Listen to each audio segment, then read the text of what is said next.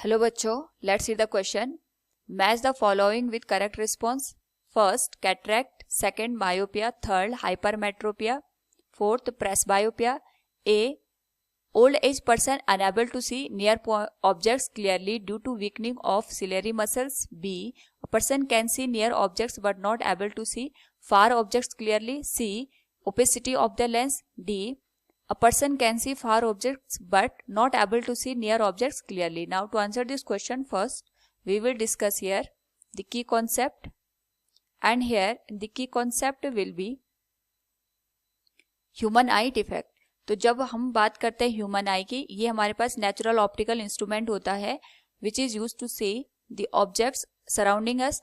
और यहाँ पे अगर हम बात करें ह्यूमन आई की, तो इसमें डिफरेंट पार्ट्स हमारे पास अवेलेबल होते हैं जिनकी हेल्प से जो इमेज होती है वो रेटिना पे फॉर्म होती है.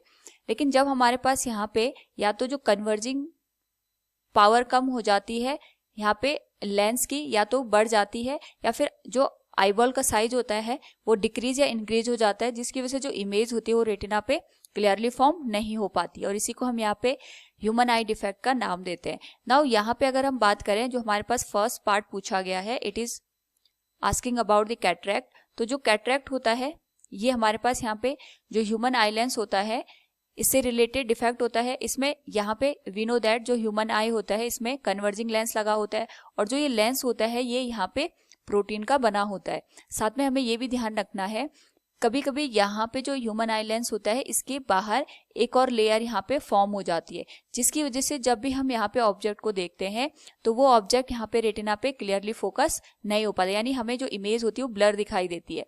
तो जब यहाँ पे एक्स्ट्रा लेयर प्रोड्यूस हो जाती है ऑन दी कन्वर्जिंग लेंस, इस पर्टिकुलर डिफेक्ट को हम यहाँ पे कैटरेक्ट का नाम देते हैं, और इसको बाय सर्जरी हम यहाँ पे करेक्ट कर सकते हैं. सेकंड हमारे पास जो पॉइंट दिया है इट इज मायोपिया. तो मायोपिया में जो पर्सन होता है इसको जो नियर बाय ऑब्जेक्ट्स होते हैं वो तो क्लियरली दिखाई देते हैं, लेकिन जो फार ऑब्जेक्ट्स होते हैं ये क्लियरली दिखाई नहीं देते.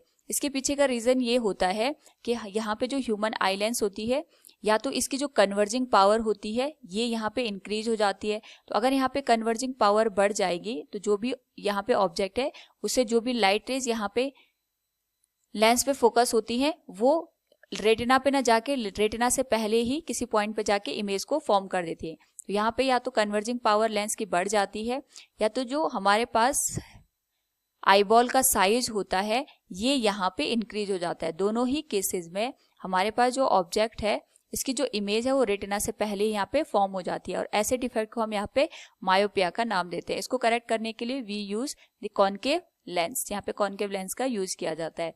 नेक्स्ट हमारे पास यहाँ पे पूछा गया है अबाउट दी हाइपरमेट्रोपिया. तो अगर हम बात करें यहाँ पे हाइपरमेट्रोपिया की, जो हाइपरमेट्रोपिक पर्सन होता है इसको यहाँ पे जो नियर बाय ऑब्जेक्ट्स होते हैं वो क्लियरली दिखाई नहीं देते, लेकिन जो फार ऑब्जेक्ट्स होते हैं वो यहाँ पे क्लियरली दिखाई देते हैं.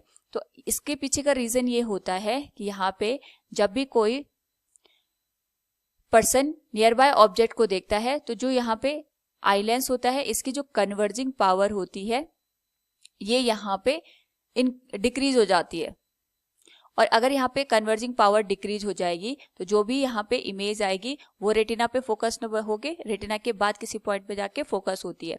या फिर ये हो सकता है कि हमारे पास जो आईबॉल है इसका साइज यहाँ पे डिक्रीज हो जाता है. तो दोनों ही केस में जो ऑब्जेक्ट की इमेज होती है वो रेटिना पे न बन के उसके बाद यहाँ पे बनती है, और इसको करेक्ट करने के लिए we use here the convex lens.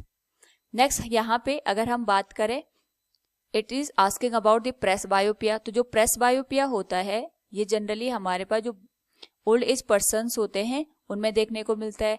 जो हमारे पास यहाँ पे पावर ऑफ एकोमोडेशन होती है ह्यूमन आई लेंस की, उस पर्टिकुलर केस में हमें ये ध्यान होता है रखना होता है कि जो भी सिलियरी मसल्स होती है और जो यहाँ पे कन्वर्जिंग लेंस होता है इन दोनों की हेल्प से ही हमारे पास जो इमेज होती है वो रेटिना पे फोकस होती है.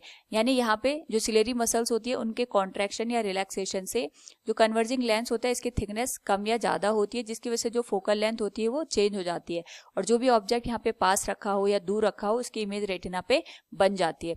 लेकिन यहाँ पे जो ओल्ड एज पर्सन्स होते हैं उनकी जो सेल्स होती हैं वो वीक हो जाती हैं, जिसकी वजह से जो सिलियरी मसल्स होती हैं ये यहाँ पे अच्छे से काम नहीं कर पाती है। और अगर यहाँ पे सिलियरी मसल्स में कॉन्ट्रैक्शन और रिलैक्सेशन अच्छे से नहीं होगा तो जो यहाँ पे ऑब्जेक्ट नियर बाय रखे होंगे या जो ऑब्जेक्ट यहाँ पे बहुत दूरी पे रखे होंगे वो हमारे पास यहाँ पे सिलियरी मसल्स और कन्वर्जिंग लेंस के थ्रू रेटिना पे फोकस ना होगे, या तो रेटिना से पहले फोकस हो जाएंगे या तो रेटिना के बाद किसी पॉइंट पे जाके हमें इमेज दिखाई देगी। तो इस टाइप का जो डिफेक्ट होता है जिसमें मायोपिया और हाइपरमेट्रोपिया दोनों के डिफेक्ट्स प्रोड्यूस होते हैं उसे हम प्रेस बायोपिया का नाम देते हैं। और इसको यहाँ पे करेक्ट करने के लिए we use bifocal lens. Bifocal lens का मतलब होता है इसमें हम ऐसे लेंस का यूज करते हैं जिनमें बॉटम साइड पे कॉन्वेक्स लेंस लगा होता है और अपर साइड में यहाँ पे कॉन्वेक्स केव लेंस का हम यूज करते हैं। So from the given question अगर हम यहाँ पे देखें तो हम कह सकते हैं जो फर्स्ट पार्ट है that is cataract, it is the opacity of the lens. Opacity का मतलब यही होता है कि यहाँ पे एक्स्ट्रा लेयर प्रोटीन की प्रोड्यूस हो जाती है जिसकी जो इमेज है वो हमारे पास यहाँ पे क्लियरली या हमें जो इमेज है वो ब्लर दिखाई देती है। मायोपिया, मायोपिया में जो हमारे पास पर्सन होता है it can see near by objects but not able to see far objects clearly. जो सेकेंड पॉइंट है it will match with B. जो थर्ड है इट इज हाइपरमेट्रोपिया, तो hypermetropia will match with D, that is a person can see far objects but not able to see near objects clearly, it will match with D point. And जो हमारे पास presbyopia है, press बायोपिया will match with A, that is old age person unable to see near objects clearly due to weakening of the ciliary muscles. Hope all you understood it. Thank you and best of luck.